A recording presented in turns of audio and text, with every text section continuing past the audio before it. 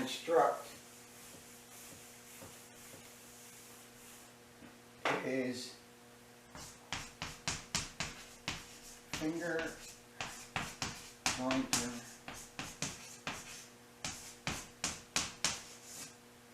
a finger jointer jig, right? The corners of the boxes are always 1-inch finger joints. I got dimensional board on my boxes. I build them 1-inch, so I give it a 1-inch finger joint. If you had, like, they probably make it 1 inch anyways, but the corners are always finger jointed, right? So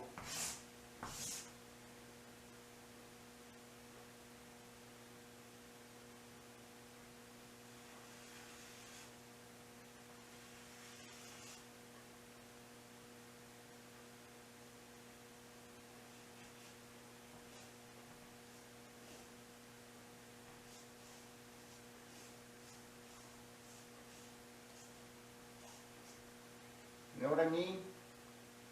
So if this was center and you close the corner, you would see this.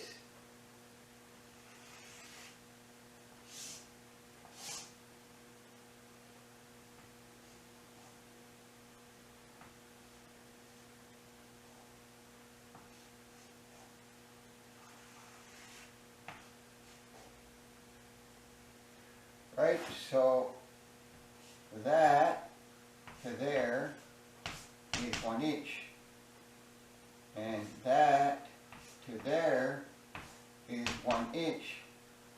So here to here is 1 inch.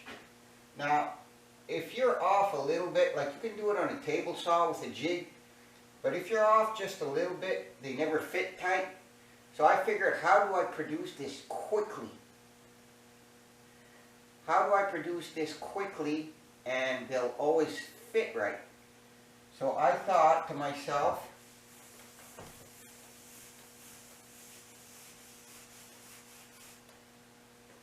why don't I take a piece of plywood,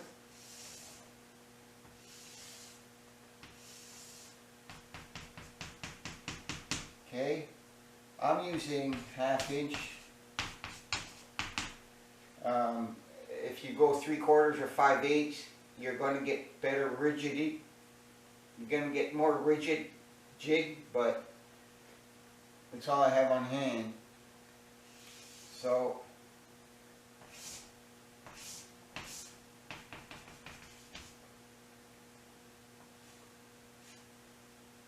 okay. Now these are 2 pieces of plywood. This is going to be 12 and a half. This is 12 and that's 1/2 inch, right? So 12 and a half. This piece doesn't matter, but it has to be square, right? And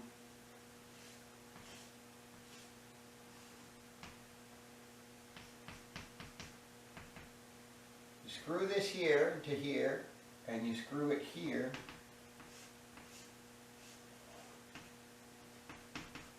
Into here. So I have a 90-degree angle here. Now from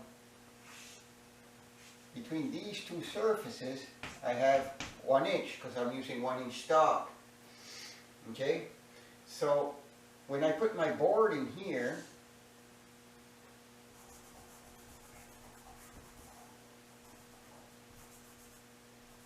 say I put my board in here, and that's a 1-inch board, and I clamp it up,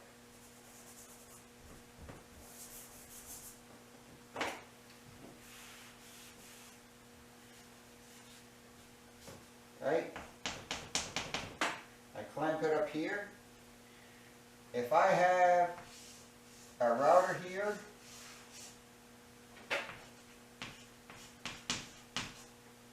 with a bit, okay, as long as I have from there to there,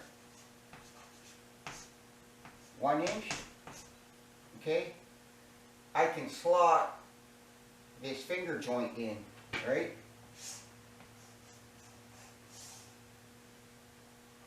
I can slot that finger joint in and put a stop somewhere around here so that my router just touches off. And I have to make sure that from looking from the top, if I'm looking from the top here, looking down, right?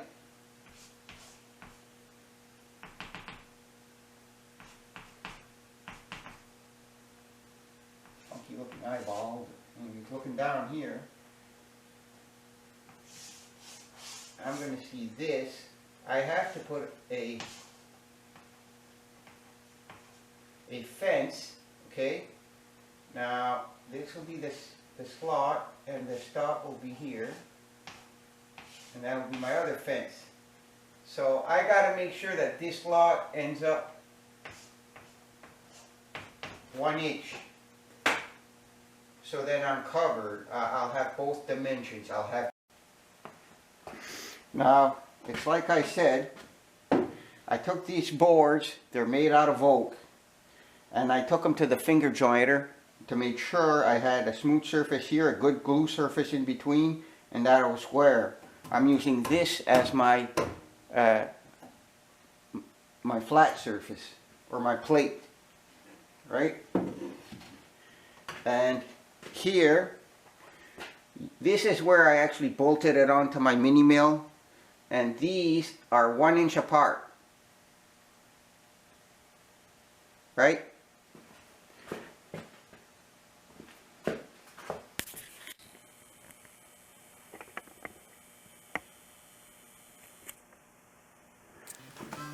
All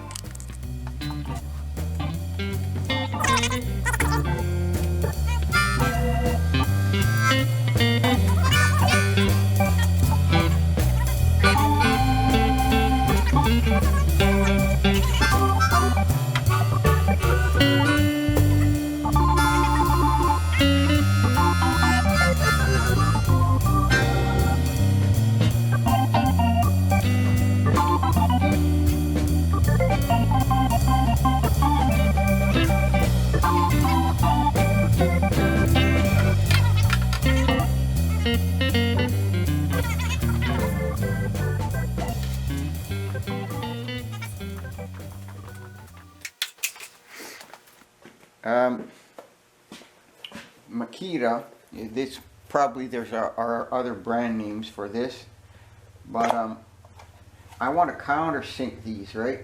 These screws, and they make this this countersink tool, okay?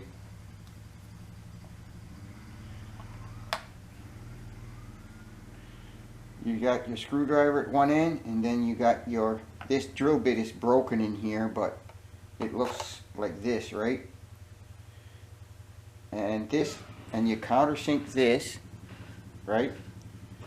And then when you're done countersinking, you can turn this around and put your screw through that piece of wood, right?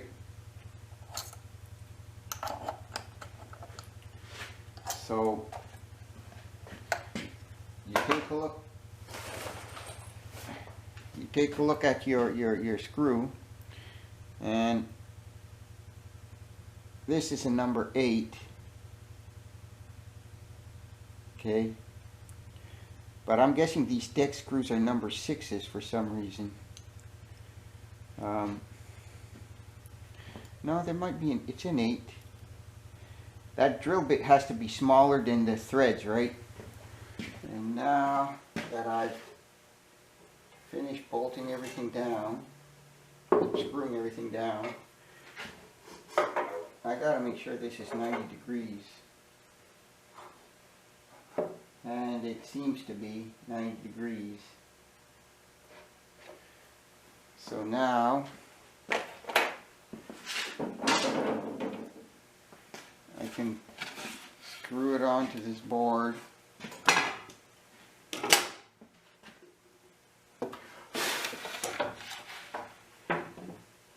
90 degrees. I took this to the jointer as well to make sure I had a nice square surface. I just transferred it from one tool to the next. And here I'm leaving myself 1 inch. So as you can tell, I put a spacer here, 1 inch, and I put another one here underneath here. And now I'm gonna bolt in this plate to this member here.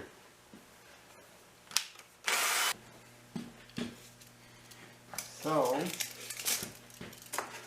I got a 1/2 inch, I got 1 inch, 1/2 inch plywood, and then I have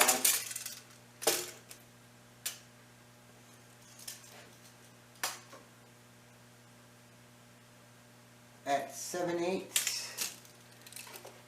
so 1 inch, 1/2 inch, 7/8, 1 inch, 1/2 inch, and 7/8 would leave me at 2 3/8.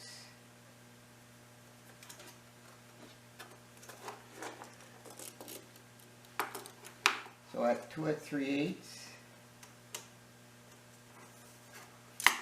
I don't want to tap into the area where the router is going to be functioning, and it's going to be around 13. So there's my 1 inch on either side.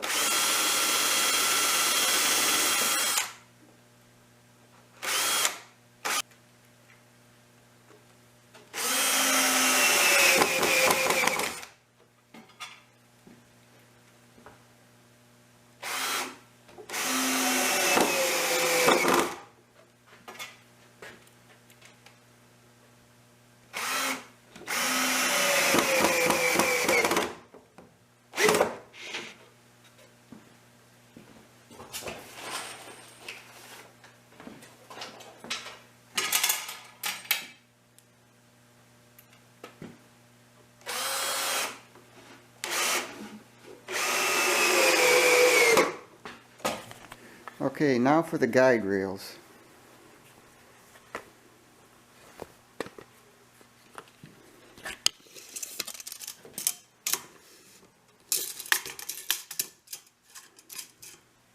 Well, as everybody knows, it's hard to work with one hand.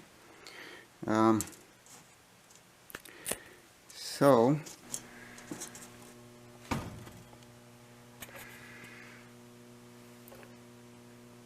there's my piece of birch,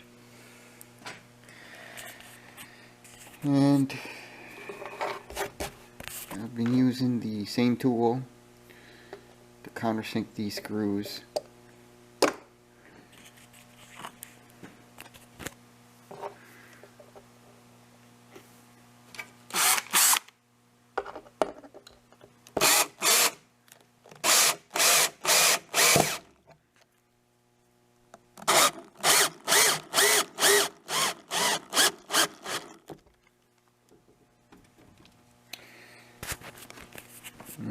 As you can tell, I put a clamp here to hold this end of it.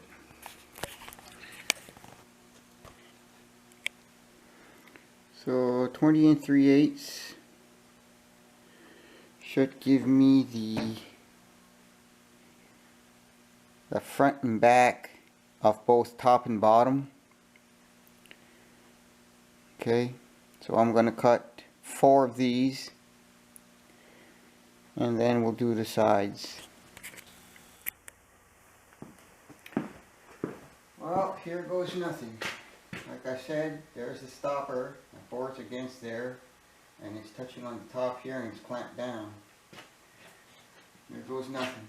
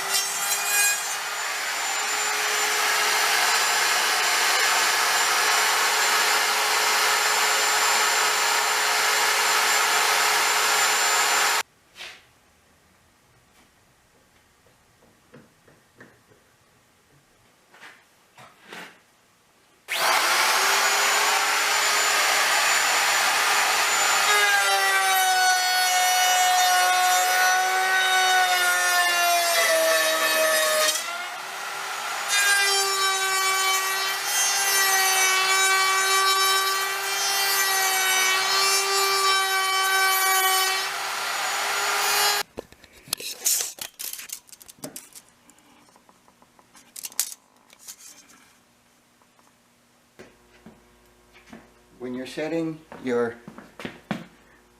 drill depth, you know, you don't want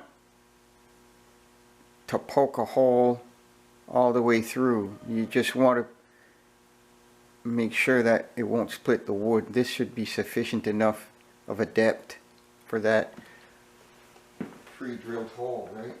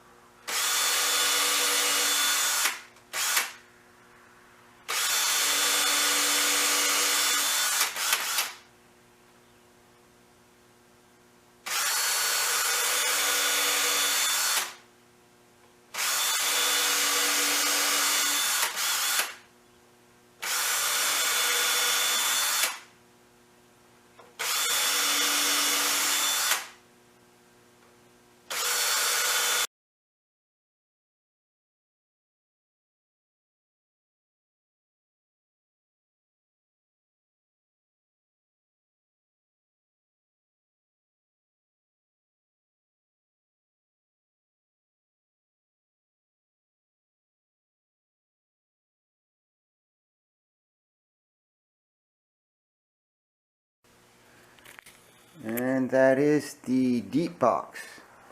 Okay,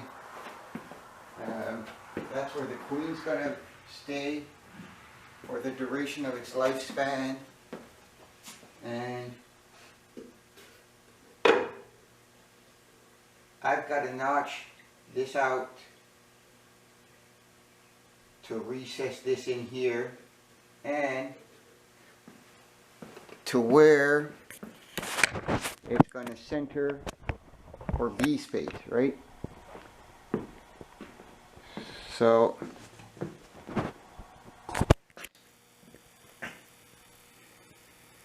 what I'm going to do is measure that bee space, make sure it's 3/8 of an inch like this, and then I'm going to router out the inside here and the inside here to the proper height and depth, which would be this, right, the bottom of this right here.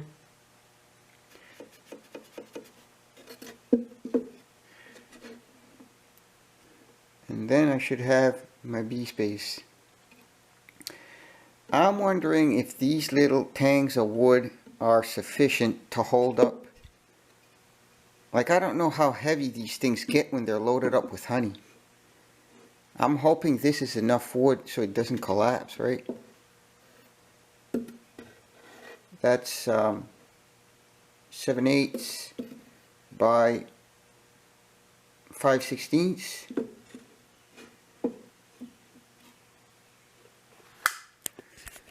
I'm just going to spit out measurements. I'm going to get the tape out. That's almost 3/4 of an inch. And this is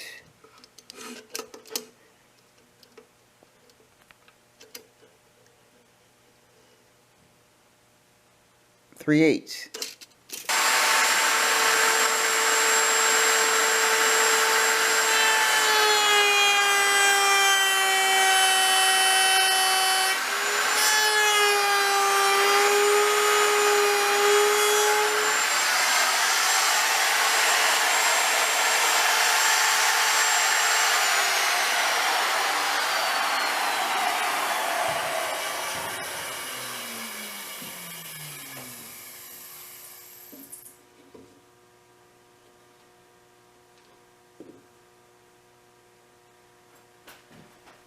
Should be 3/8. That's what I left. And it is 3/8.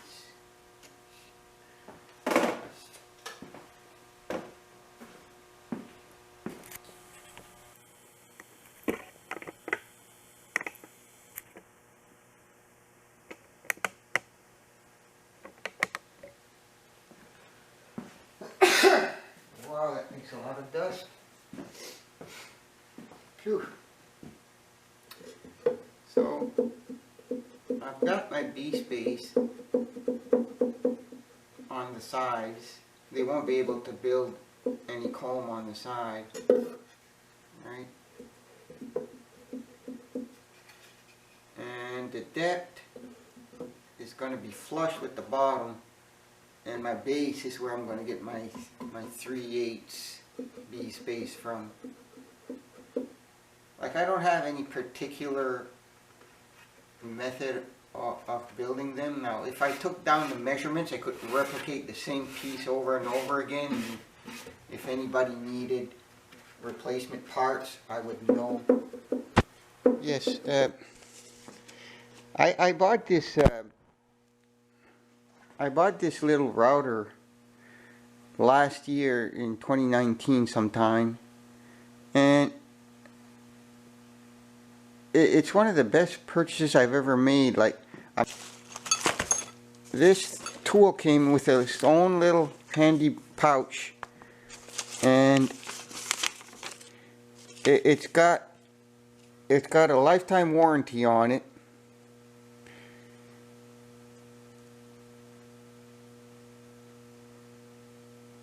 You have to register as the tool owner, right?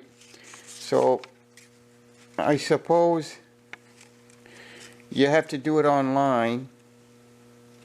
But if you register this tool, you get a lifetime warranty on all parts. And free service. Lifetime warranty agreement as long as you're the owner. And it comes with a little wrench, which is for the bit. And it has a few adapters. Has a second adaptive plate, which is square. This permits you to, let's say,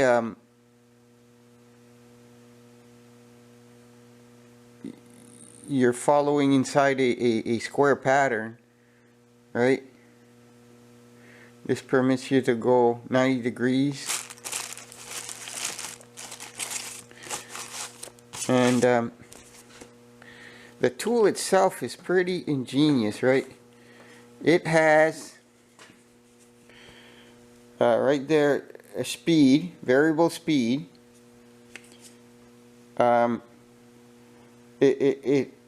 It has adjustments between 20 and 30,000 revolutions per minute. Runs on 120. If I undo this clip here, I can turn this lead screw here and adjust the depth of the cutter, and it's accurate. It's really accurate. And I can quick disconnect this lead screw here and move it up and down by hand. It's not made out of steel though. It's made out of, I think it must be peak plastic or something, because it is tough, really tough. Might even have carbon fiber in it.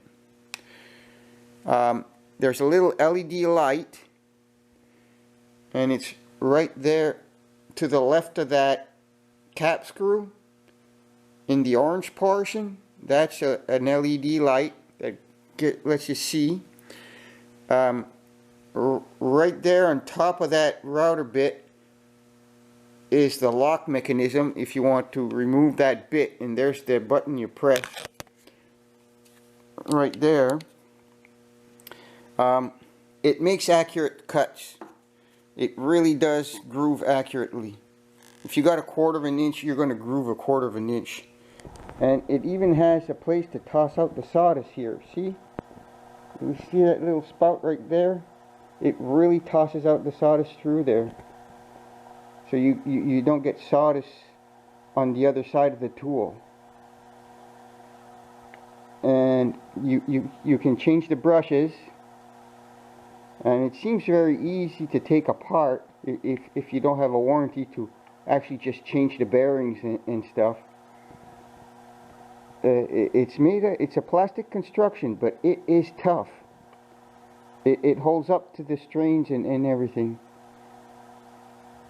I'm really impressed with this little tool. And I got that for $100 2 years ago. This is some of the work that the router did. Okay. Now, these joints are pretty tight.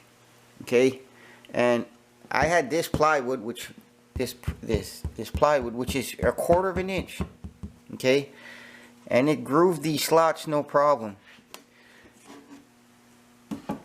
And I don't know if you can see. I might have to take it apart to show you.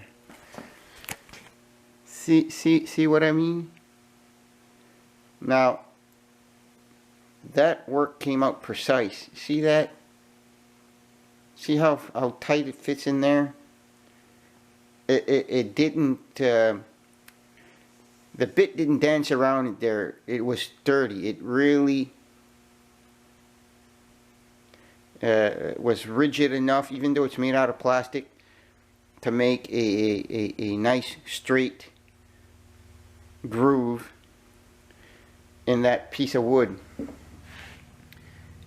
See? There's no, the bit didn't dance around at all. So those bearings are tight, even though it's plastic. Like I'm really amazed with that little tool.